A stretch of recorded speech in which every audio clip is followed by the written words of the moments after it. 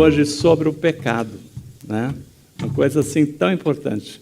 Irmãos, tem uma passagem na Bíblia, né, sobre o profeta Balaão, que o povo de Deus vinha marchando, né, e vinha ocupando todas as terras, né? Então, os outros povos que estavam ali falaram assim: olha, nós precisamos dar um jeito, porque esse povo está invadindo, está tomando as nossas terras, está vencendo, destruindo tudo, né? Aí que chamaram o profeta Balaão para amaldiçoar o povo de Deus, né? E o profeta falou assim: eu não posso amaldiçoar o povo de Deus, não tem jeito, né? E aí o pessoal vieram com muito ouro lá para convencer Balaão, né? Falou: volta para trás lá, que não dá. Aí o pessoal foi lá com mais oferta ainda, né? Falou: deixa eu dar uma pensada aqui, né? Então já deu uma amolecida, né? Mas falou assim: olha, não tem como amaldiçoar o povo de Deus, porque contra eles nenhum mal prospera. O povo de Deus Deus guarda tão bem, mas que nenhum mal prospera. Mas tem uma coisa que vocês podem fazer para destruir e derrotar o povo de Deus: é fazer com que eles pequem contra o seu Deus. Porque aí eles, né, pedem, né, a proteção do Deus. E olha que coisa tremenda, né? O que o mal, né, já descobriu. Que o único jeito de nós sermos derrotados é quando nós pecamos contra Deus. Isso é a coisa, desde que Adão e Eva, né, o pecado entrou por aí, né? Então, como o pecado é importante a gente entender a questão do pecado. Como o pecado é o único, né, que pode é o único que nos afasta de Deus. Nada pode nos afastar, mas o pecado pode ir e nos afasta de Deus, né? Por quê? O que nós cantamos hoje aqui? Olha, tremendo, irmãos. Tremendo, porque eu me preparei a semana toda aí para trazer essa palavra sobre o pecado, uma ministração tremenda que nós vamos ter aqui hoje. E hoje o louvor, santidade, santo, né? E então o Espírito Santo dirigiu o louvor, né, nas indicações do louvor, para nos preparar. Como é importante a santidade. Então, e o pecado é o nosso ponto fraco, é o calcanhar de Aquiles, que eles costumam dizer, né, aí fora. É o ponto que nos derrota, é o ponto que nos coloca, né, nos afasta de Deus. Foi o pecado que matou Jesus, o meu, o seu pecado que matou Jesus. Né? Quem estava aqui domingo passado, na ministração da ceia, né, eu trouxe essa palavra, né, que o Senhor me inspirou para falar o seguinte: não foram os sacerdotes que tiveram êxito em sacrificar Jesus. Não foi os soldados que levaram Jesus na força para a cruz. Não foi, né, Pilatos. Foram os meus e os seus pecados. Foram os pecados da humanidade que crucificaram Jesus. Então, é tão importante, então, essa ministração que nós vamos ter hoje, né? Irmão, antes de entrar aqui nessa palavra, né, uma reflexão, né, alguém falando assim,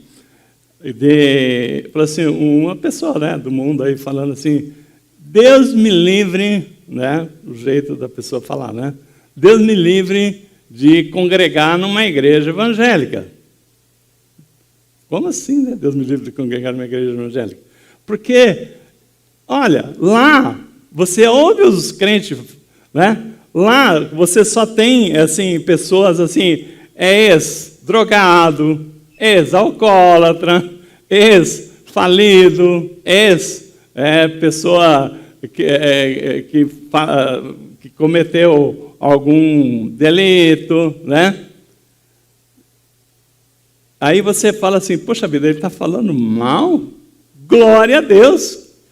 Que nós, Igreja de Cristo, Deus está cumprindo o seu papel de nos transformar. Nós, realmente, né? Quem éramos nós antes de Cristo? Né? E quem somos nós agora? Né?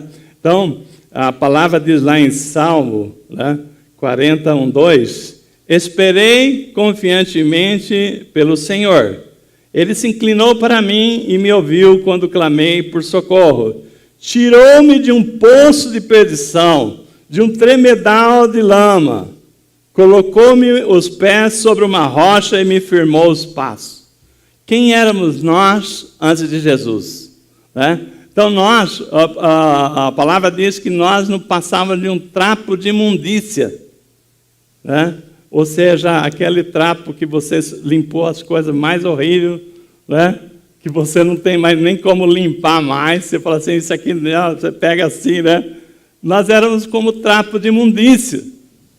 Quando Jesus, né, nos chamou, nós éramos isso, e Ele nos tratou. Então, sermos aquilo, glória a Deus. Glória a Deus, porque nós somos transformados em Cristo. Né? Então, quando se vocês prestaram atenção na letra, eu não sou mais escrava do medo, né? Olha, tremendo. Tudo que fala ali, né? Deus, Ele nos olhou, nos chamou, nós fomos escolhidos. Então, nós somos o povo de Deus privilegiado, né? Mas o tema de hoje, né? O tema de hoje que nós vamos tratar aqui é morrer para o pecado e viver para Cristo. Tá? Esse é o tema que nós vamos trabalhar aqui hoje. E eu convido você a abrir a Bíblia na palavra de estar em 1 João 3. Vamos ler a carta de João, né, a primeira carta de João, no capítulo 3. Vamos ver do verso 1 a 10. Nós vamos olhando verso a verso aqui, né, a aplicação dessa carta de João, né, para a gente entender o que Deus tem para tratar conosco hoje. Uma igreja, que nem essa pessoa falou, né, que talvez ele esteja, deve ser um tédio, né, não ver vidas transformadas, pessoas que se acham, né, pessoas santas. Se eles não são transformados, eles eram tudo isso que nós éramos, né, e continuam sendo. Continuam sendo, né, o que a Bíblia fala, né? Nós estávamos num poço de perdidão, num tremedal de lá, num poço de lama, né? Então, tudo isso, antes de Jesus, antes da palavra, toda a humanidade estava assim. E Jesus nos tirou, nos tratou, nos limpou, nos colocou uma roupa nova. Amém. Então, a palavra diz lá, 1 João 3, de 1 a 10. Vejam como é grande o amor do Pai, o amor que o Pai nos concedeu, que fôssemos chamados filhos de Deus, o que de fato somos. Por isso, o mundo não nos conhece porque não o conheceu. Amados, agora somos filhos de Deus, e ainda não se manifestou o que haveremos de ser, mas sabemos que quando Ele se manifestar, seremos semelhantes a Ele, pois o veremos como Ele é. Todo aquele que nele tem essa esperança, purifica-se a si mesmo, assim como Ele é puro. Todo aquele que pratica o pecado transgride a lei, né? Todo aquele que pratica o pecado transgride a lei. O pecado é a transgressão da lei. Vocês sabem que Ele se manifestou para tirar os nossos pecados, e nele não há pecado. Todo aquele que nele permanece não está no pecado. Todo aquele que está no pecado não o viu nem o conheceu. Filhinhos, não deixe que ninguém os engane. Aquele que pratica a justiça é justo, assim como ele é justo. Aquele que pratica o pecado é do diabo, porque o diabo vem pecando desde o princípio. Para isso, o Filho de Deus se manifestou, para destruir as obras do diabo. Todo aquele que é nascido de Deus não pratica o pecado, porque a semente de Deus permanece nele. Ele não pode estar no pecado, porque é nascido de Deus. Desta forma, sabemos quem são os filhos de Deus e quem são os filhos do diabo. Quem não pratica a justiça não procede de Deus, e também quem não ama seu irmão. Feche seus olhos, vamos orar.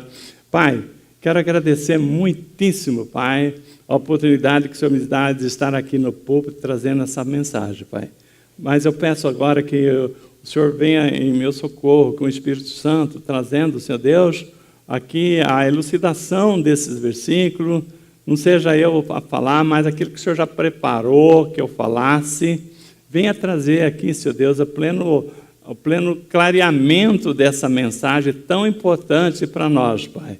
Porque nós queremos, Senhor Deus, aprender do Senhor nessa noite. Que essa palavra venha trazer a clarificação de quem somos e daquilo que nós temos, assim, os riscos que tem o pecado e aqueles que estão no pecado, Pai. Que nós possamos ter hoje, nessa noite, a Tua palavra clarificando, Senhor Deus, exatamente aquilo que nos afasta do Senhor e aquilo que nós precisamos, Senhor Deus, lutar para ter, que é aquilo que o Senhor já preparou para nós, que é a santidade, Pai. Nós queremos que o Senhor nos abençoe nessa noite, Pai. E nessa noite, que ninguém aqui saia da forma como entrou, Pai. Que cada um de nós sejamos tocados por essa palavra. Para isso, Pai, prepare os nossos corações, faça nós ouvidos ensináveis, que não haja nenhum preconceito de ouvir e entender a Tua palavra, Pai.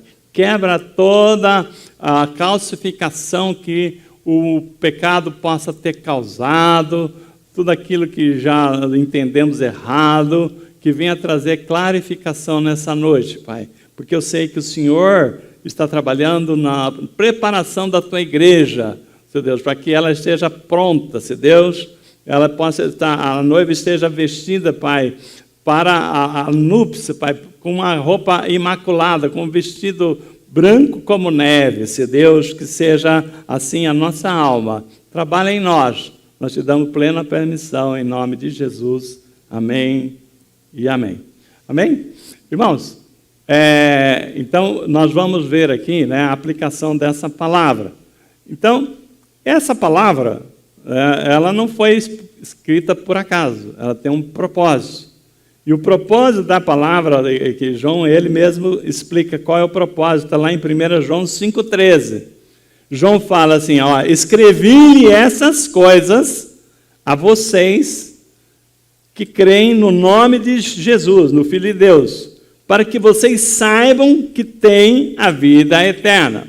Então, nós não podemos ter dúvida nenhuma sobre a salvação. Nós não podemos ter dúvida nenhuma da nossa origem, quem somos, né? E o que quando nós falamos do pecado, que nos afasta de Deus, aonde nós estamos em relação ao pecado. Então, 1 João 5,13 fala, eu escrevi essas coisas para que vocês que creem no Filho de Deus, né? Não está falando para o mundo lá fora, está falando para nós, para que vocês vocês saibam que tem a vida eterna, né? Então, essa é o propósito, né? Para que nós tenhamos a certeza da vida eterna. Tem alguém aqui, não precisa erguer a mão, né? Tem alguém aqui que tem dúvida da sua salvação? Né? Não pode ter. Se tiver, trabalhem com isso. Se essa palavra de hoje não esclarecer, pois nos procure, conversa para a gente poder trazer, porque, irmãos, é isso que João escreveu. Eu escrevi para que vocês tenham certeza que vocês têm a vida eterna. Tá? Então, por isso, nós não podemos ter dúvidas nenhuma. Tá? Existem 3 evidências, nós vamos trazer aqui 3 evidências que nós temos a salvação.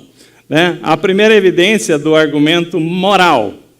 Tá? A primeira evidência que nós temos a salvação do argumento moral está em 1 João 3,9. A palavra diz assim: todo aquele que é nascido de Deus não pratica o pecado. Todo aquele que é nascido de Deus não pratica o pecado. Tá? Então, por quê? A semente de Deus permanece nele e ele não pode estar no pecado porque é nascido de Deus. Tá? Então, a primeira prova, na certeza da sua salvação, da minha salvação, né? A primeira evidência é o argumento moral. Né? O argumento moral que o nascido de Deus não pratica o pecado. Tá?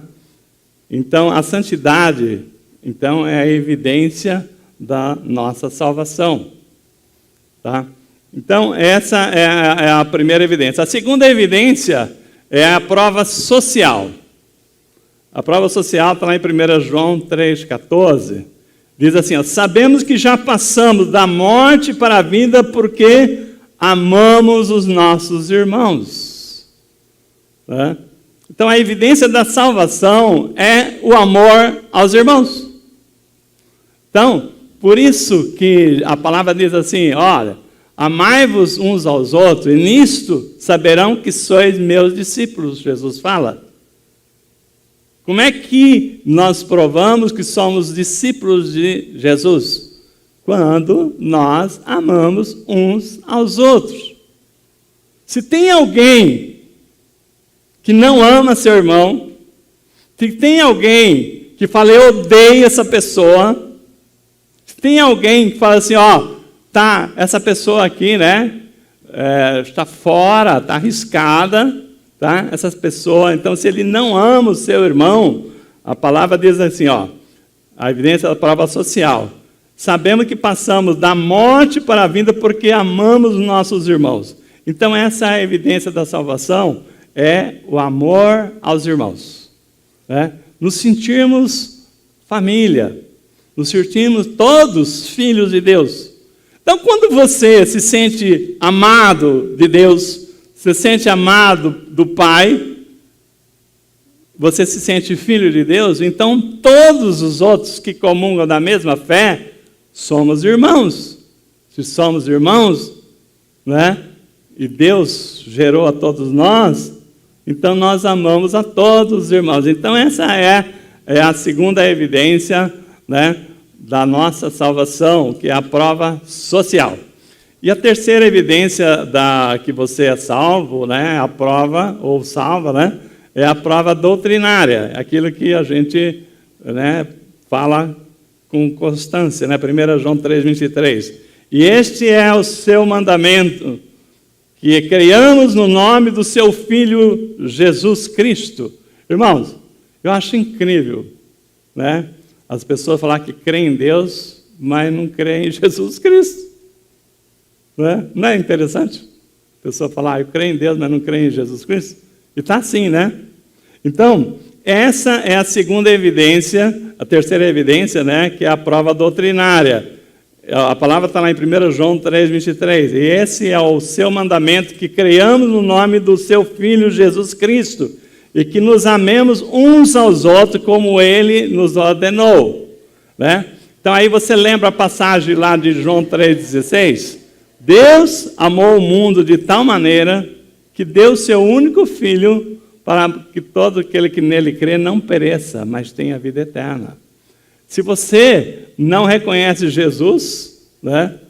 Se você não tem Jesus, então você não está contemplado na graça de Deus, né? de perecer ou não perecer.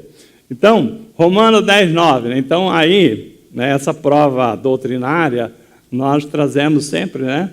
Falamos, olha, primeiro você tem que crer no seu coração que Jesus Cristo é Filho de Deus. Você crê que Jesus é Filho de Deus, que morreu naquela cruz pelo nosso pecado? Crê no seu coração? Tá. Agora, com a sua boca também, você precisa confessar Ele como seu único Senhor e Salvador. Essa é a prova doutrinária, né? Então, são 3 as evidências da nossa salvação, né? Vou voltar aqui, né? A primeira, o argumento moral, né? Que a pessoa que é nascida de Deus, ela não pratica o pecado, né? A prova social é que a pessoa que é salva, né, sabemos que passou da morte para a vida porque amamos os nossos irmãos. Eu não sei como é que você, mas irmãos, depois que a gente conhece a palavra, depois que nós conhecemos o amor de Deus por nós, o quanto Ele nos amou, se a gente se sente filho de Deus, eu amo cada um de vocês, tanto quanto eu amo o meu irmão de sangue, ou, né, não vou nem comparar, mas eu amo a todos vocês. Não, eu amo esse aqui porque ele é uma pessoa legal, né? Uma pessoa, de repente eu vou amar mais esse porque ele contribui mais, trabalha mais para a igreja. Não, nós amamos a todos de uma forma igual. Ou seja, assim como Deus nos ama indistintamente, não pelo que você é, pelo que você faz, mas porque Deus é amor, Ele nos amou. Então nós aprendemos a amar os nossos irmãos, independente de como ele é, nós amamos. Se ele não tem uma boa conduta, nós amamos ao ponto de ensiná-lo, de melhorar, assim, fazer tudo para que aquela pessoa tenha, né, um crescimento, né? Isso é amor. Amor não é amar só os bonitinhos, né, os melhores, né? Não, é a todos. Então, nisto é a prova da nossa salvação, quando nós amamos o nosso irmão. Então, para você ter essa certeza, né, da sua salvação, tem que sentir e compreender o grande amor de Deus, né? Você se sente amado por Deus? Você se sente assim grato a Deus pelo que, né, a palavra diz, né, que Ele nos tirou de um lamaçal de pecado, quem nós éramos, quem somos nós para merecer, mas nós somos hoje a igreja do nosso Senhor Jesus Cristo, povo de propriedade exclusiva de Deus, né? Nação santa, sacerdócio real, né? Nós fomos escolhidos para trazer, né, proclamar as virtudes do Senhor Jesus, daquele que nos tirou do reino das trevas para o reino da luz. Então, quando nós começamos a entender o amor de Deus por nós, quando você entende que você tem muito mais do que você merece, você não acha isso? Que nós temos muito mais do que nós merecemos? Que Deus nos ama, Ele age em favor da nossa vida, né? Quem somos nós, né, para sermos... Então, mas Deus nos amou. Então, a gente percebe isso, como nós pregamos aqui, ou falamos aqui no momento da ceia do domingo passado, né? O sacrifício de Jesus, né? Sem nenhuma chance de nos livrar do pecado, sem nenhuma possibilidade. Deus nos amou, falou assim, mas eu vou me agradar, moer meu filho Jesus, para salvar aqueles que não teriam nenhuma esperança, que somos nós. Então, Deus se agradou a moer Jesus, seu filho, Jesus, né, sendo Deus, sendo rodeado de querubins, sendo aclamado, né, lá nos céus, Ele falou assim, eu aceito, né, descer na terra, me fazer homem, viver na terra, para trazer, né, morrer por esse povo. Isso é um amor tão grande, né? Isso é um amor tão grande que, se você não consegue entender, né, o quanto nós somos amados de Deus, né, nós temos que pensar mais assim, né? Isso começa, então, quando você sente esse amor de Deus, quando você sente o amor de Deus, como diz a palavra, ele nos constrange, né? Então você começa, a hora que você vê o quanto Deus se esforçou para nos trazer para Ele, né? A gente se sente motivado a vencer o pecado. A gente se sente motivado a buscar a santidade. Se sente motivado a não decepcionar o amor de Deus na nossa vida. Se sente motivado a exaltar o nome do Senhor. Você não se sente motivado a engrandecer o nome de Deus? Como nós cantamos aqui, queremos o seu nome engrandecer, né? E agradecer pela sua obra em nossa vida, né? Então, nós cantamos isso nos nossos louvores, né? Então, João, falando do amor de Deus, lá em 1 João 3, ele fala, vejam, olha o apóstolo João falando, 1 João 3, 1, ele fala assim, veja como é grande o amor de Deus que o Pai nos concedeu, né? Então, ele destaca, primeira coisa, chamando-nos de filhos de Deus, né? Deus, né, nos amou de tal forma que Ele, né, nos chamou para ser filhos, né? De tantas as criações que Ele criou, Ele nos chamou para ser filhos, né? Olha que amor tremendo, né? Ele escolheu a nós para sermos filhos de Deus, né? Então, teve uma citação de um poeta, né, que ele fala o seguinte, né?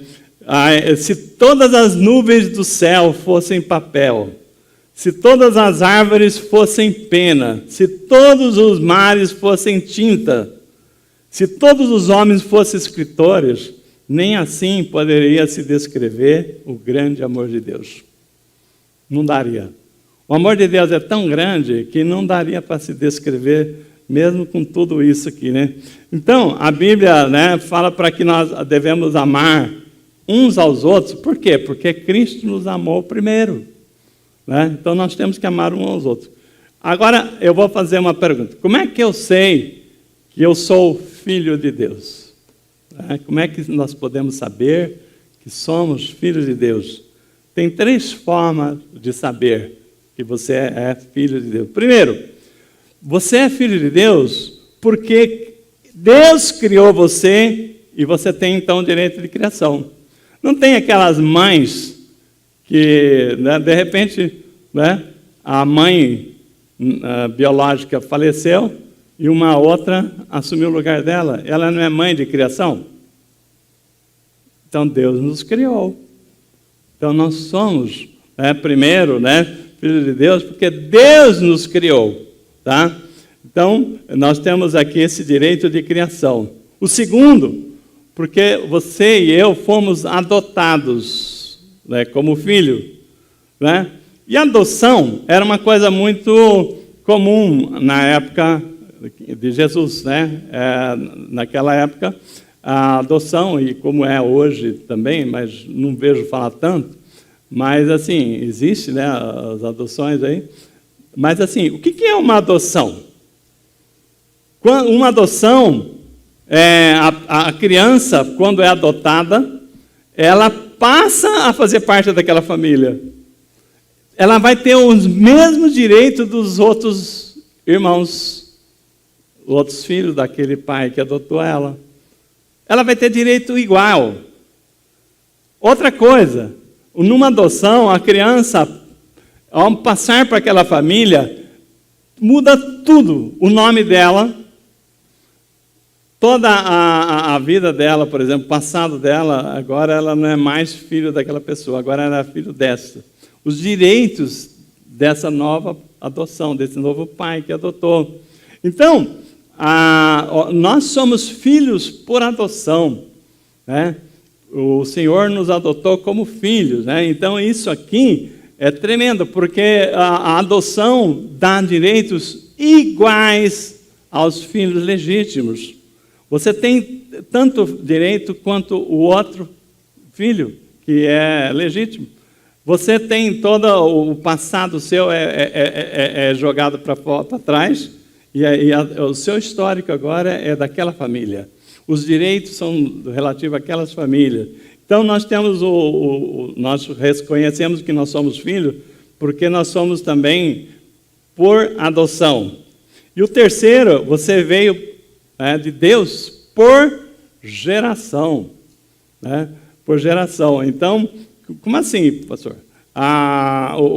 Quando Deus gerou, né?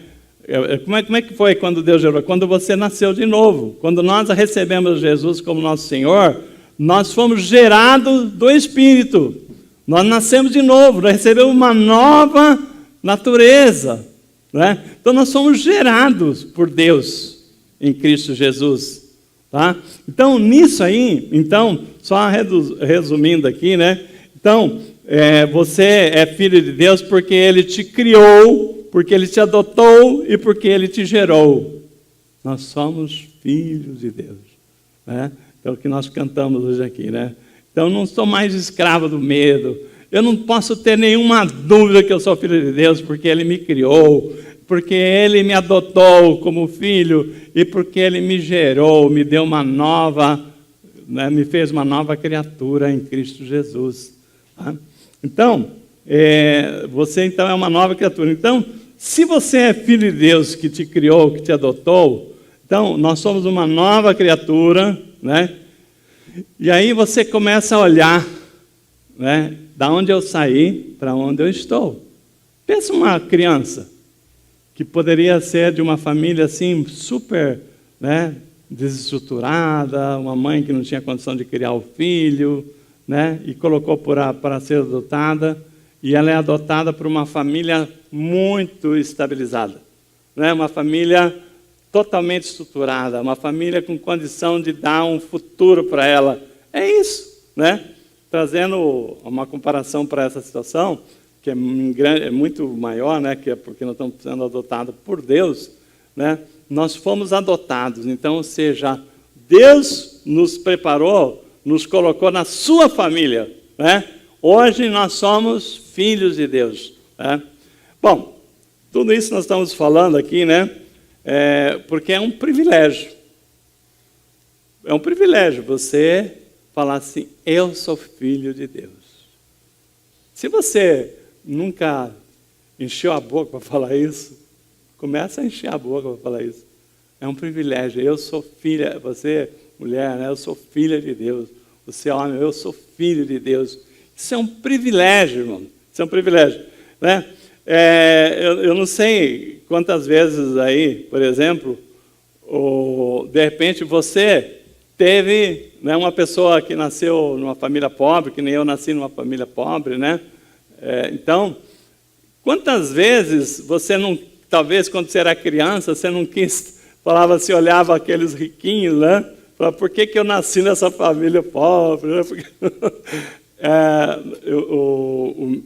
o meu pai, né, a minha família, nós éramos pobres, mas eu tinha duas tias que casaram com pessoas ricas. Então nós éramos assim, não sei se vocês lembram de um programa que tinha o primo pobre e o primo rico. Nós éramos o primo pobre, né? Então tinha os tios que eram fazendeiros, que eram bem abastados, e o meu pai era caminhoneiro e trabalhava para esses tios, né? Então a gente falava assim, né, poxa vida, né? Que diferença, você e os seus primos.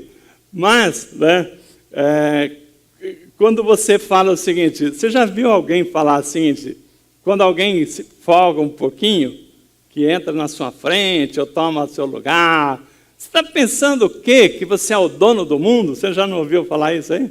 Essa frase? Né?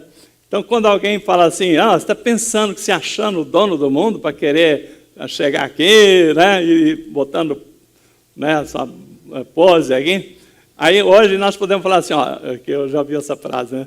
Eu não sou o dono do mundo, mas eu sou o filho do dono. Amém? Nós não somos o dono do mundo, mas nós somos o filho do dono. Nós somos o filho daquele que criou todas as coisas. Irmão, não tem alegria maior do que você saber quem você é em Cristo Jesus, né? Nós somos filhos de Deus, né? Então, nessa parte aqui, então, no caso aqui, né, o Paulo fala lá em 1 Coríntios, 1 Coríntios 15, olha a frase que Paulo fala. Se é somente para esta vida que temos esperança em Cristo, dentre todos os homens sois os mais dignos de compaixão. Em outra versão, acho que na Almeida Revista Atualizada, fala assim, o mais digno de misericórdia, é isso? Não, dos mais miseráveis, ele fala. Se você, por ser, está em Cristo, você sente uma pessoa abençoada aqui nessa terra, nesta vida, e você acha que você se acha feliz pelo que você é aqui, só porque você é aqui, você é um dos mais dignos de compaixão. Por quê? Porque isso é nada perto do que Deus preparou para nós na eternidade. Então, irmão, é tão tremendo, a nossa vida, a gente só conhece essa vida, mas o que nos espera, e Deus nos escolheu para viver a eternidade com Ele, é coisa tão grandiosa, que isso, Paulo fala o seguinte, se você é feliz em ser cristão só pela vida aqui na terra, eu vou repetir, ele fala o seguinte, dentre os homens somos os mais dignos de compaixão, ou um dos mais miseráveis. 1 João 3,2, a palavra diz, amados, agora somos filhos de Deus. Agora somos filhos de Deus. E ainda não se manifestou o que havemos de ser. Mas sabemos que quando Ele se manifestar, na segunda vinda de Jesus, seremos semelhantes a Ele, pois veremos como Ele é. Então, e 1 João 3,3 fala, todo aquele que nele tem a esperança purifica-se a si mesmo.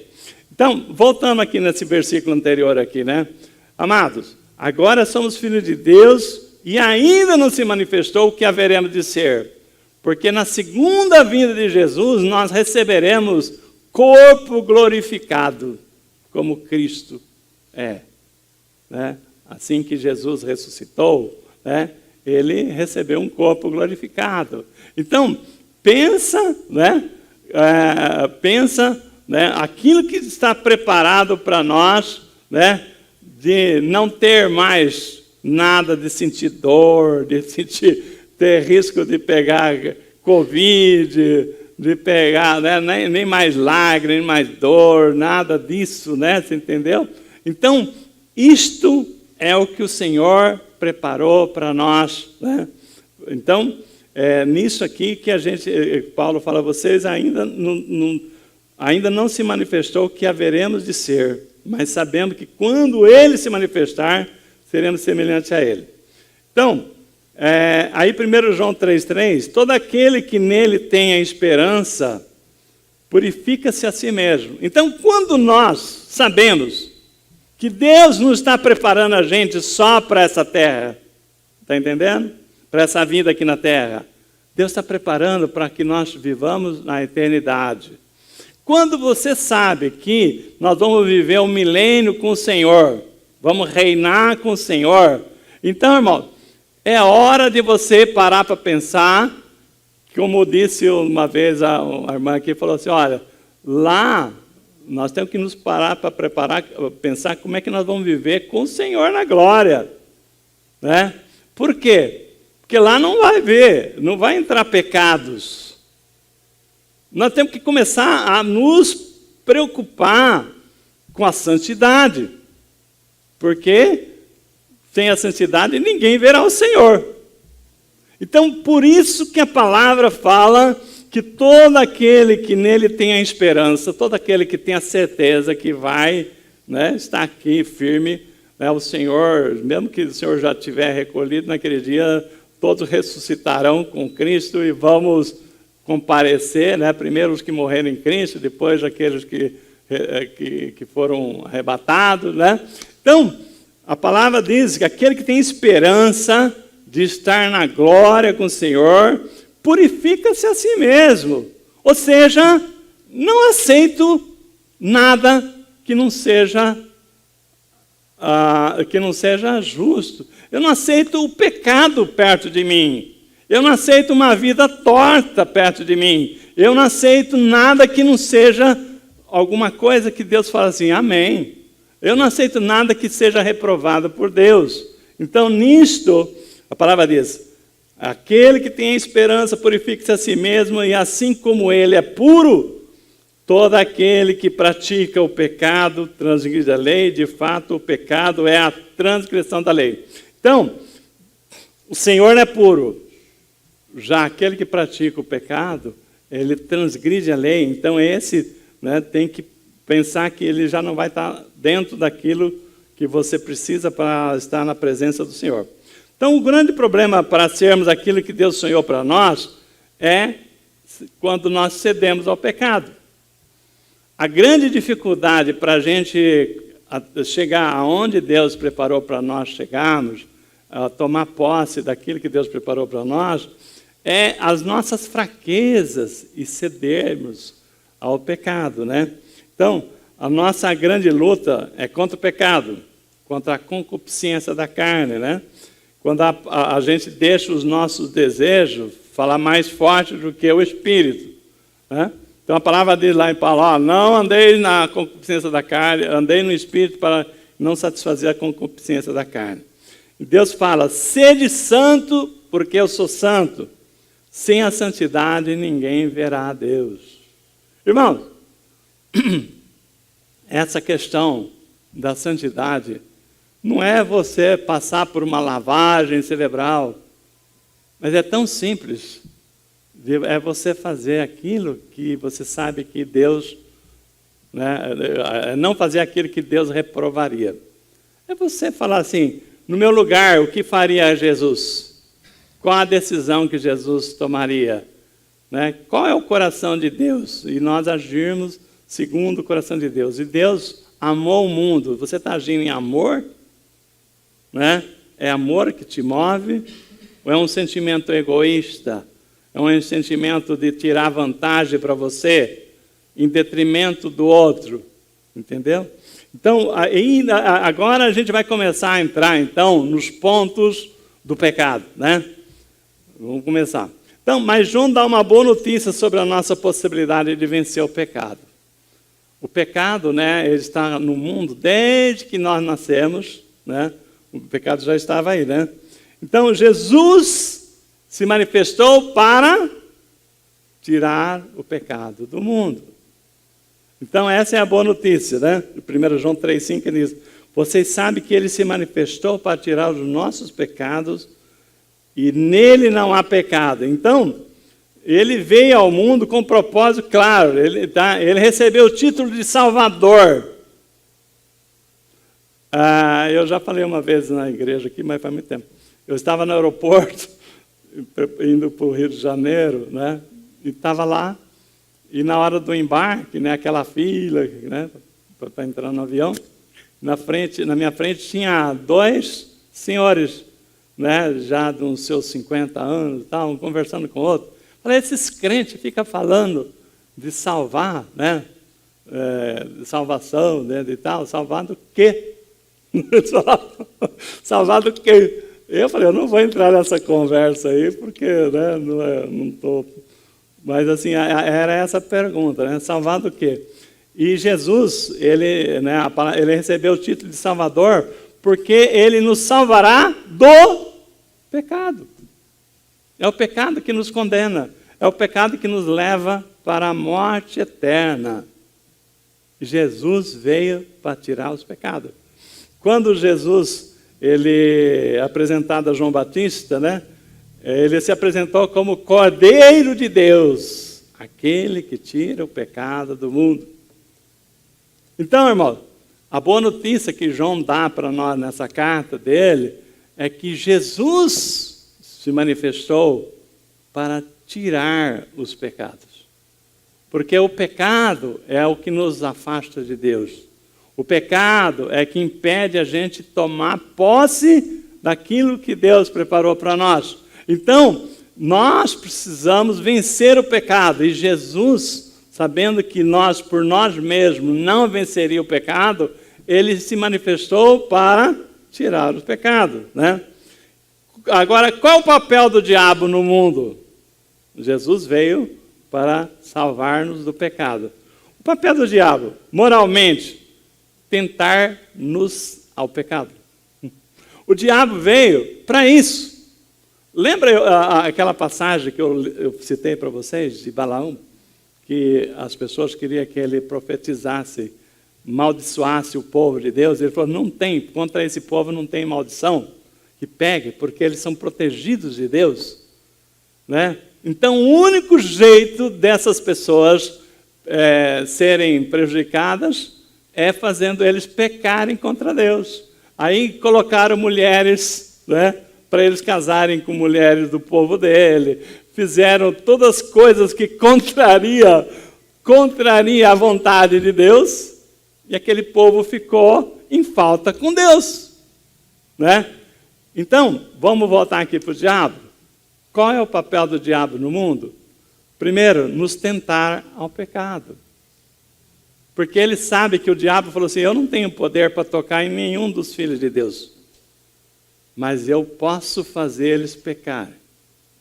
Eu posso tentar eles ao pecado. Então, esse é o papel do diabo, né?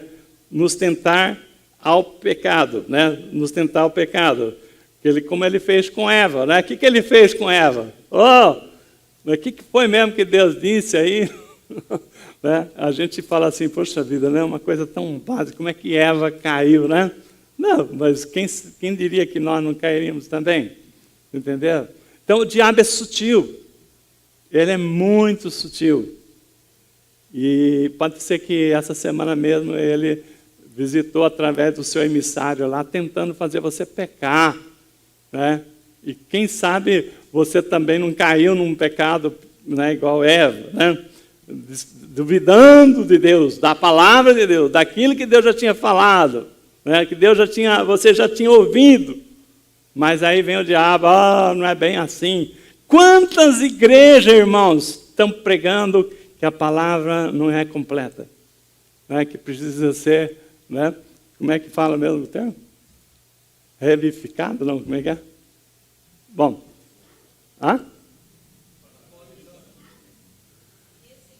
ressignificada, né? A palavra de Deus é imutável, ela é viva, mas tem igreja falando que ela precisa ser atualizada, né? Quem que é isso? É o diabo trazendo esses pensamentos, né? Então, fisicamente, ele veio para infligir enfermidade. Fisicamente, como é que ele nos ataca? Infligindo enfermidade, né? Expondo, às vezes, você fala, tá bom, eu sou saudável. Aí fala assim, mas você é jovem, né? Você precisa ficar pondo blusa, né? Pode sair no frio. Né? Enfim, eu estou falando só exemplos básicos, né? Mas assim, o diabo ele veio também fisicamente para nos infligir enfermidade. E intelectualmente, nos induzir a erros, intelectualmente, né? Trazer ideias que vai te afundar, que você vai tornar-se uma pessoa dependente, né? Escravo, né? Das dívidas, né? Trazer desejos que não é te enganar, né? Trazer soberba, né? Para querer que você inveja. Enfim, o diabo ele veio intelectualmente para nos induzir a erro. Agora, a palavra diz lá em João 10:10, Jesus falou, ele veio para roubar, matar e destruir, mas eu vim para que tenham vida, né? E a palavra também diz que para isso se manifestou, né, o Filho de Deus, para destruir as obras do diabo. Então, quando fala destruir as obras do diabo, no original, a palavra destruir significa acabar, destruir, acabar, não sobrar nada, né? Mas no original, no entendimento, a palavra destruir é acabar com tudo, né? Não sobrar nada, exterminar. mas no original dessa palavra, o destruir é tornar inoperante. Né? Inoperante. Assim como Deus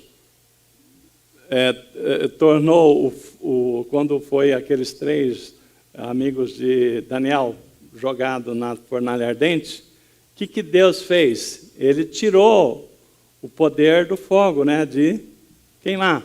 Né? Então as pessoas ficaram lá no fogo, na fornalha, não tiveram nenhum prejuízo físico, né, por estar lá naquela fornalha ardente. Já os soldados que não tinham essa benécia, só por se aproximar lá, já morreram queimados na hora. Então, Deus tirou o poder do fogo. Assim também, Jesus vem para tirar do pecado, né, para aquele que nele crê, tirar o poder do pecado, nos destruir. Né?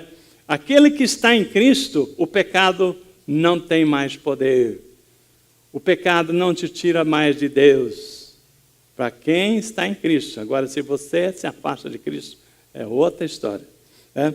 Então, nós estamos falando aqui, né, a força destruidora do maligno. O que a gente está vendo aí, o que o Satanás tem feito no mundo, destruindo famílias. Então, já para aqueles que estão em Cristo, né, por mais que o diabo queira, ele não consegue, porque Deus coloca a sua mão. Deus é um Deus que cuida de nós, é um Deus que nos livra do mal. Né? Então, as destruições estão por aí, mas você precisa estar protegido em Cristo. Então, eu e você, a palavra diz que nós fomos arrancados da casa do valente. Né? Se você ler lá essa passagem, né, o valente, né, Satanás aprisionou. Então, como é que você se liberta da casa do valente? Então, a palavra diz que, né, eu e você, nós fomos arrancados da casa do valente, do império das trevas e trazidos para o reino da luz. Então, agora eu e você estamos aonde? Escondidos em Cristo, guardados do mal. Estamos escondidos nas regiões celestes. Então, Deus preparou a sua armadura, nos protegeu, nos guardou. O diabo não tem poder, né, de atingir nenhum de nós.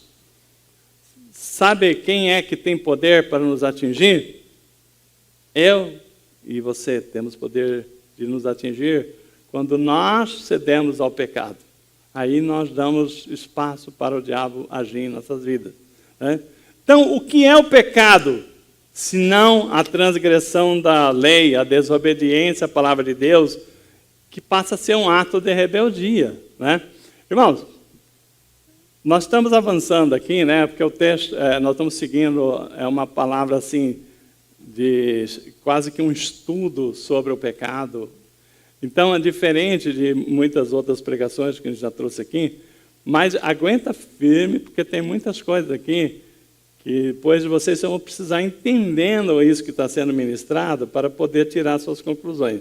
Então, quando nós falamos aqui do ato, o que é o pecado, senão a transgressão da lei, a desobediência à palavra de Deus. Né? Então, imagina que uma pessoa que estava na igreja com fé, tal, de repente, alguém da família muito importante, uma mãe, um pai, sei lá, esposa, ficou doente, e ele começou a orar para Deus, olha, cura, e Deus não curou. Aí ele falou assim, Deus falhou comigo. Deus não existe. Para mim, Deus está fora do mapa. Agora, já que Deus não cuidou, eu não quero saber mais de Deus. Eu não quero mais, tudo aquilo eu rasgo fora e jogo fora. O que essa pessoa está fazendo? Ela está em rebelião com Deus. Né? Ela está em desobediência a tudo aquilo que Deus orientou para ela, né? Como é que ela seria abençoada, né? Porque a palavra diz, se atentamente ouvir a Deus, né? Se ouvir os seus mandamentos, seguir a sua palavra, né? Deus vai proteger. Mas se a pessoa cometer as suas falhas, Deus não pode, né, não pode garantir que vai mais cuidar daquela pessoa, né? Então, o que nós estamos falando? Quando você entregou a sua vida a Jesus, você fez um compromisso para Ele guiar a sua vida. Não é isso? Eu fiz esse compromisso com o Senhor, para Ele guiar a minha vida. Quando você rasga, né, joga fora a sua fé, quando você se apostata da fé, quando você nega a sua fé, entendeu? Você está falando o seguinte, né? Eu estou negando a obra da cruz, né? Você está em desobediência total ao plano de Deus para a sua salvação, né? Então, o que acontece? Aí, né, você está no pecado.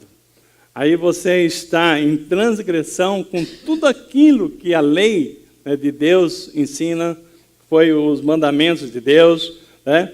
Então, inclusive, né, quando você abre, nós estudamos lá em Hebreus, né, quem assistiu essa aula vai se lembrar, se eu não me engano é Hebreus 6,4, fala lá que aquela pessoa que depois de ter conhecido a palavra, ter conhecido o poder de Deus, ela se apostata da fé, né, essa não tem mais chance.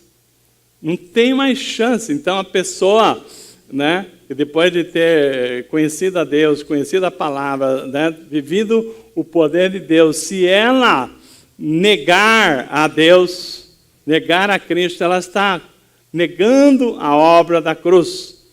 E Jesus não vai morrer uma segunda vez por aquela pessoa. Então, aquela pessoa está perdida, né? Então, quando a Bíblia fala assim, né, dessa forma, né, então nós temos que tomar cuidado. Que tem muita gente que fala assim, eu não quero mais saber de Deus, joga tudo fora, né? Ela está apostatando-se da fé, ela está jogando fora tudo aquilo que Deus preparou, que ela está, em outras palavras, ela está negando a obra da cruz, né? Então, o pecado é uma rebelião contra a obra da cruz, com todo o propósito de Deus para nos abençoar.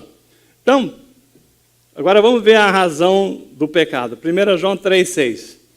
Todo aquele que nele permanece não está no pecado. Agora, todo aquele que está no pecado não viu e nem o conheceu. São duas situações. Vou repetir aqui porque é muito importante. 1 João 3,6. Todo aquele que nele permanece, que está seguindo a palavra, que está firme na palavra, não está no pecado. Agora, todo aquele que está no pecado não o viu e nem o conheceu, né? Então, Jesus e o pecado é um conflito permanente. Se você está em Cristo, você não está no pecado. Se você está em pecado, é porque você não está em Cristo. Simplesmente assim. E não adianta se enganar. Se a pessoa está em pecado, ela não está em Cristo.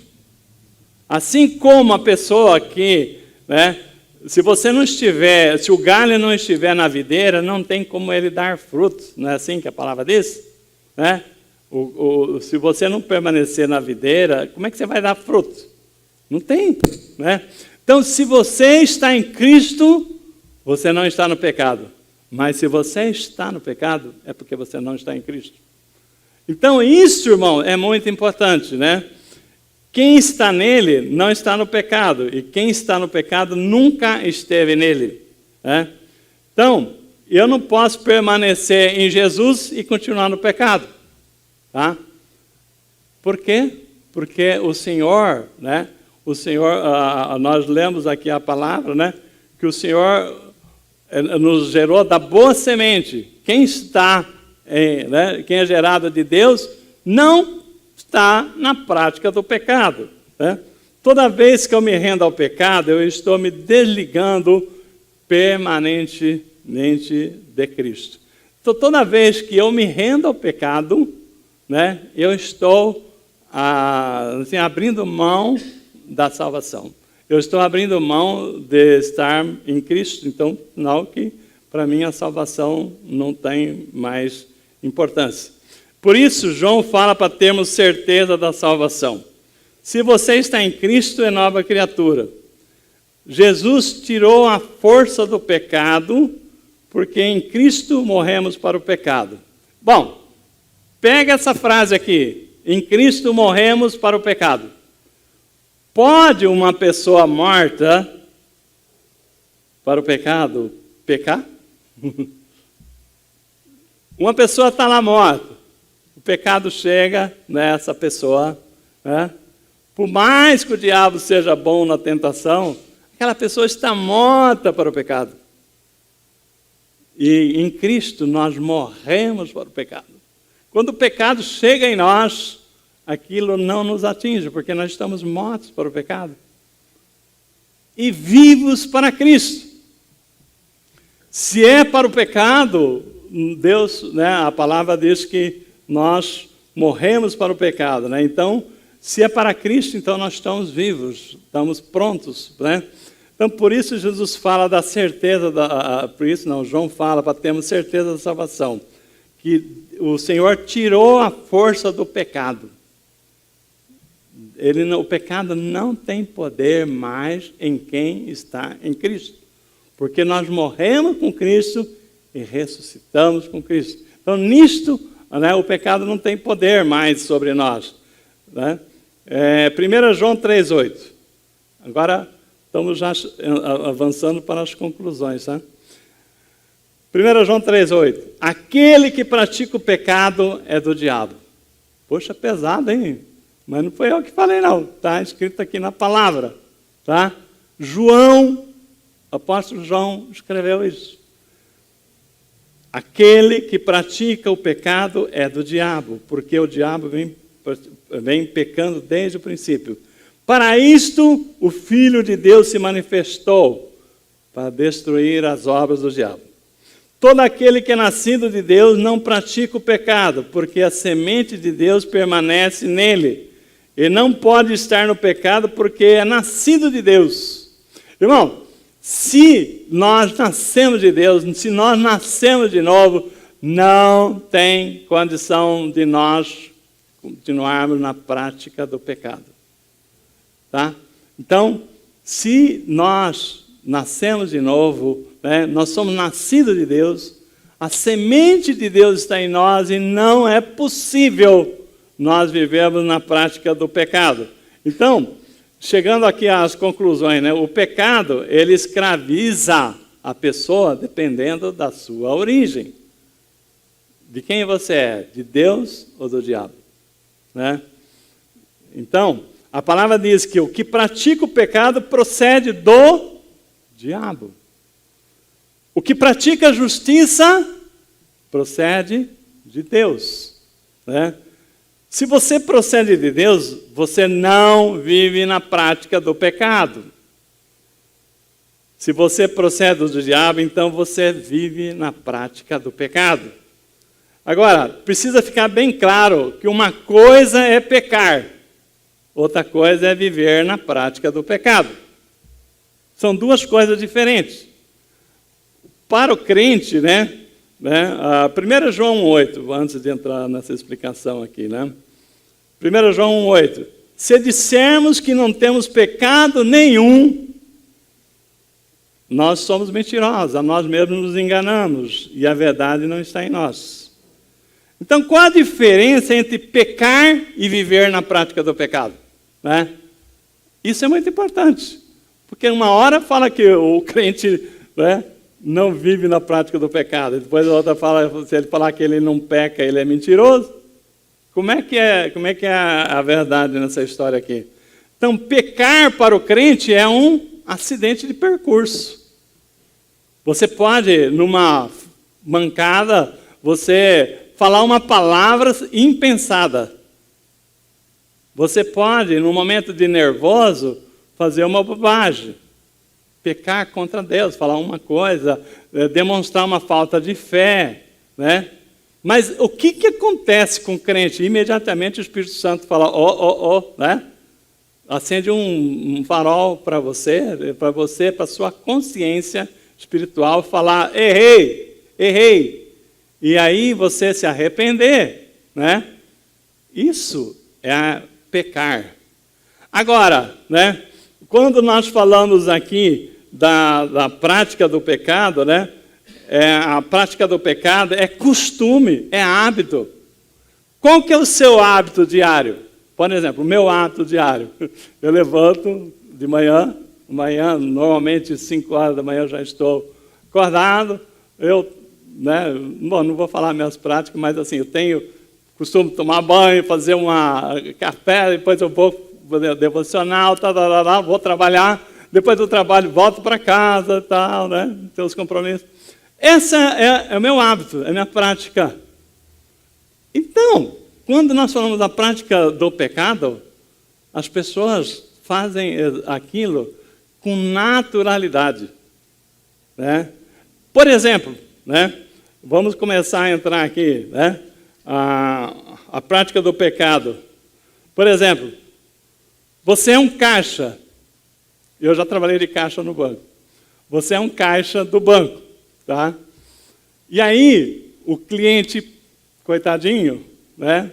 Pessoa simples, foi fazer um depósito e pegou e contou uma nota de R$100 pensando que era R$2. E está falando, ela deposita aqui para mim, né? Te deu, né, uma nota de R$100 por R$2. A pessoa que vive na prática do pecado, ela falou assim, opa, pensou com ele, né? Ganhei o dia hoje, né? Não vê a hora do cara ir embora para ficar com aquela diferença para ele. Isso, né? A pessoa que vive na prática do pecado, ela não tem justiça, ela não vive na justiça. É justo o que ela está fazendo? Aproveitar de uma ignorância de uma pessoa para se beneficiar? Isso é injusto. E toda injustiça é pecado, né? Então, a pessoa, né? A pessoa que vive na prática do pecado, ela tem prazer, né, em levar vantagem em cima de quem é menos esperto. Ela se acha a esperta. Então, ela vive de levar vantagem em cima dos outros. Uma pessoa que tem prazer em falar, eu vou usar um termo que o mundo lá fora fala, ferrei aquela pessoa, né? Bobeou. Vou fazer uma pergunta. Um crente venderia um carro que está com o motor fundido para uma pessoa que não entende de carro pelo valor de um carro normal? Se ele é nascido de Deus, não. Um crente dá um prejuízo para o seu irmão ou para qualquer pessoa lá fora, porque mesmo que não conheça a palavra de Deus, não. Se der, vai ser uma situação que ele não, involuntária, vamos chamar assim. Agora, a pessoa que faz isso, ela é filha do diabo. Ela não é filha de Deus. Ela vive na prática do pecado. Essa nunca nasceu de novo. Aí eu pergunto, eu lembro, eu já falei isso aqui, quando nós começamos no começo da igreja, a minha esposa foi fazer aqui, tinha um evento na igreja, ela foi alugar cadeiras. E ela foi num senhor lá que tinha uma loja que alugava cadeira lá perto de casa. E ela foi lá, ela estava com a Jéssica, nossa neta, né? E a nossa neta era criança, né? De uns 10 anos, sei lá. E o cara, quando ela falou assim, tá bom, vou ficar com as cadeiras, são R$2.000, sei lá, R$1.000, vou dar um cheque. O cara falou, de jeito nenhum. Cheque nós não aceitamos. Como assim? Porque aqui, né, a gente não aceita. Mas o meu marido é pastor. Piorou. Quando ele falou isso, a Jéssica ficou muito brava. Porque falou assim, como o senhor fala assim do meu avô? Né? O senhor não conhece o meu avô? Falou assim, olha, eu não conheço o seu avô, mas eu conheço os crentes. Mostrou um monte de cheques sem fundo. Pergunto, crente que dá cheque sem fundo, ele está pegando um serviço de alguém que trabalhou, que pôs o seu tal, ele está dando um prejuízo para aquela pessoa, ele está sendo uma pessoa injusta. E injustiça é pecado. E essa pessoa faz isso como prática. Não é porque foi um acidente. Então, a pessoa, como nós estávamos falando aqui, né, que vive na prática do pecado, essa pessoa não nasceu de novo. Ela é filha do diabo. O crente não vive na prática do pecado. Por quê? Porque a semente de Deus está nele. E a semente de Deus é justiça. E injustiça é do diabo. Entenderam? Então, tão claro assim, né? Então, você sabe que se você entender que tudo que Deus quer é que haja justiça, e Deus é justo, e nós temos que ser justos. Deus é santo, que nós sejamos santos, né? Então, tudo isso, né, vem dos exemplos, né? Vocês já perceberam que as pessoas que normalmente, às vezes, caem em golpe, muitos deles, é porque quiseram tirar algum proveito da situação? Teve uma situação de um irmão que ele pegou um anúncio para comprar um carro. Eu não lembro se era Campinas ou Americana. Ele saiu daqui para comprar o carro lá, porque o carro valia 70 mil e estava sendo vendido por 35 mil. O cara colocou lá que era, tipo assim, carro arrematado da Receita, não sei o quê, papapá. O cara falou assim, é esse que é o meu, né? É esse que eu vou. E foi lá, só que antes de ir lá, o cara falou assim, ó, já tem gente na frente. E eu vou vender por esse preço, porque eu estou precisando muito do dinheiro, né? É um carro assim, assim, assado, o carro está zerinho, está tudo ótimo, não tem nada errado com o carro. Só que quem botar o dinheiro na conta primeiro vai ganhar prioridade. Eu já tenho uma pessoa, mas ele ainda não depositou. Aí o tonto foi, na ganância de ganhar um dinheiro, falou, ganhei, né? Depositou. Quando ele chegou lá na cidade, não lembro se é Campinas ou Americana, uma das duas parece, o vendedor estava vendendo o carro, realmente por 70 mil, nunca tinha conversado com ninguém sobre 35 mil, era golpe.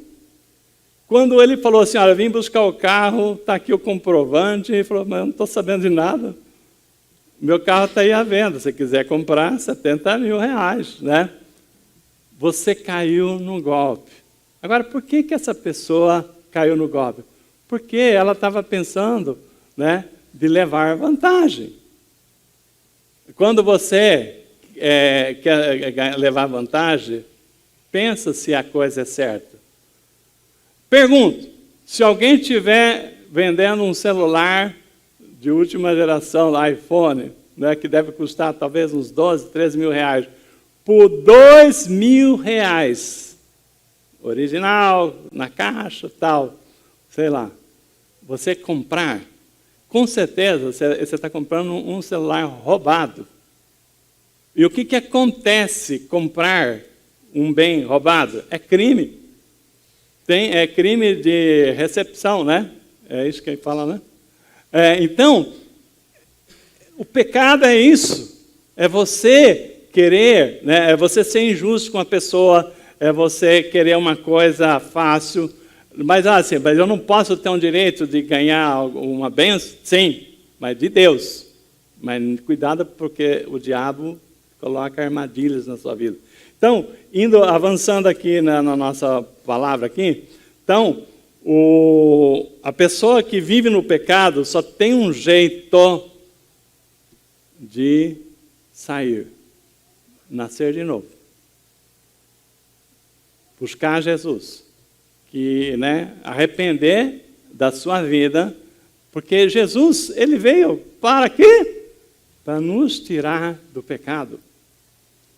Então, nós temos que buscar realmente, entender se, quando você declarou Jesus como seu Senhor, Salvador, você realmente tem estado na palavra?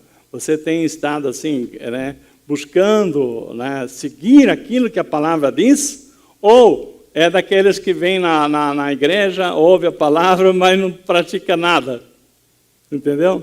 Então, nós temos que nascer de novo. A Bíblia fala que Jesus nos tira do pecado, ele venceu o pecado porque ele nunca pecou. Então, ele se fez pecado por nós, né? O sangue precioso de Jesus é que tem poder para nos limpar e fazer alvo como a neve. Como é que a pessoa entrega a sua vida para Jesus e o tem agora como seu Senhor e Salvador, né? Então, primeiro, Jesus nos liberta dos pecados, né? Ele veio, ele é aquele que tira o pecado do mundo, né? Ele nos dá, assim, né, a palavra que nós aprendemos, Jesus nos liberta do pecado e nos leva para a morte, aquilo que eu falei. Nós vamos estar mortos para o pecado. Então, por isso a igreja de Jesus, né? A igreja de Jesus é cheia de a isso, aquilo, graças a Deus. Irmãos, nós, antes de conhecer a palavra, antes de a palavra chegar em nós fazíamos coisas erradas, porque nós aprendemos com o mundo. Mas depois de Cristo, não, né? Quando nós nascemos de novo, a semente de Deus está em nós. E aquele que está em Cristo, esse não vive mais na prática do pecado, né? Como é que eu sei que eu sou nascido de Deus, né? É possível o Filho de Deus viver na prática... É impossível, né? Desculpa, eu falei errado. É impossível ao Filho de Deus viver na prática do pecado. Vocês entenderam o que é a prática do pecado? Alguma dúvida? Pecar, eu posso pecar. Eu posso, de repente, ser injusto. Mas não é uma coisa que eu faço que está na minha natureza. O Espírito Santo vai trazer, ele que nos lembra do pecado, ele que nos traz o arrependimento. Então aí já vem, né, a palavra de arrependimento para que a gente possa entender aquilo que nós fizemos errado. Se você foi dura com seu irmão, se você foi injusto com uma situação, Jesus, o Espírito Santo nos traz aí uma palavra de arrependimento, né? Então, nisto, é impossível ao Filho de Deus viver na prática do pecado. Se você conhece alguém que se diz Filho de Deus, mas vive na prática do pecado, você já sabe qual é a posição dessa pessoa. Eu não preciso falar que ela está se enganando, né? E a Deus ninguém se engana, tá? Se a pessoa ainda vive na prática do pecado, é porque ela ainda não nasceu de novo, né? Então, não seria por acaso que Jesus falou lá em Lucas 7:22. Essa palavra aqui, algum pastor falou assim, olha, eu tenho um medo enorme dessa palavra. Ele ouviu uma expressão da pessoa, falando assim, eu tenho um medo enorme dessa palavra que está em Lucas 7:22, que Jesus falou assim, muitos naquele dia hão de dizer, Senhor, Senhor, porventura não temos nós profetizado em teu nome? Em teu nome nós não expelimos demônio, em teu nome não fizemos muitos milagres? Então eu lhes direi explicitamente, nunca vos conheci. Apartai-vos de mim, os que praticai a iniquidade. De novo. Apartai-vos de mim, quem? Quem está no pecado, quem pratica o pecado. Ele não falou o que comete um pecado. O que comete um pecado, ele se arrepende e é perdoado. Porque a palavra diz que se nós nos arrependermos, nós seremos perdoados, porque Deus é justo. Mas a pessoa que vive na prática do pecado, ele não tem essa consciência que ele está pecando. Essa pessoa, a natureza dele é pecar. Não que você fala assim, o cara é um maldito, não. Ele não nasceu de novo. Ele não sabe a diferença de aquele que nasceu de novo. Ele não tem mais condição de fazer um mal deliberadamente. Ele pode até fazer um mal involuntariamente, né? Mas nunca mais de uma forma habitual. Por isso Jesus fala o seguinte, né? Apartai-vos de mim, os que praticais a iniquidade. Praticar a iniquidade não é assim, cometer uma iniquidade. Entenderam? Aqueles que vivem na prática do pecado. Aquele que vive na injustiça. Aqueles que prejudicam o seu irmão deliberadamente para levar vantagem. Essa pessoa nunca nasceu de novo. Tá? Então não tem salvação se Deus não salvá-lo. Eles por si só ele não salva. Então ele tem que orar, nós temos que orar para essa pessoa, para que essa pessoa se arrependa, né? Tá? Você poderia perguntar, o que eu faço para tornar uma pessoa justa, né? O pecador, aquele que vive na prática do pecado, não pode por si mesmo mudar a sua natureza, né? Se Deus não gerar nele uma nova criatura, né? Então, Efésios 2:8 diz o seguinte, a palavra diz assim, que é pela graça, porque pela graça sois salvos, não por obra para que ninguém se glorifique. Romanos 7:24 diz assim, desaventurado homem que sou, olha que Paulo fala, desaventurado homem que sou, quem me livrará do corpo desta morte? Graças a Jesus Cristo, nosso Senhor, de maneira que eu, de mim mesmo, com a mente, sou escravo da lei de Deus, mas segundo a carne, da lei do pecado. Então, João 6,37, Jesus fala, aquele que o Pai me deu, esse eu tomei em minhas mãos e de forma nenhuma o lançarei fora. Aquele que é nascido de novo, esse não perde a salvação, porque o Deus deu para Jesus aquele que nasceu de novo, aquele que foi gerado por Deus, né? Então, mas eu vos escolhi, né? Então a palavra diz lá, não fosse vós que me escolhesse, mas eu vos escolhi para que vades e deis frutos. Seguindo aqui, estamos chegando ao fim já, tá? Se alguém procede do diabo, vai continuar pecando. Se alguém procede de Deus, vai continuar praticando justiça. Não porque ele é justo, mas porque Cristo fez justiça em nosso lugar, por nós que cremos nele. Se a palavra de Deus permanece em seu coração, você foi gerado da semente de Deus. 1 João 3,9, todo aquele que é nascido de Deus não pratica o pecado, porque a semente de Deus permanece nele e ele não pode estar no pecado, porque é nascido de Deus. Então, se você é nascido de Deus, você tem a natureza do Pai Celeste, né? E você tem a santidade, né?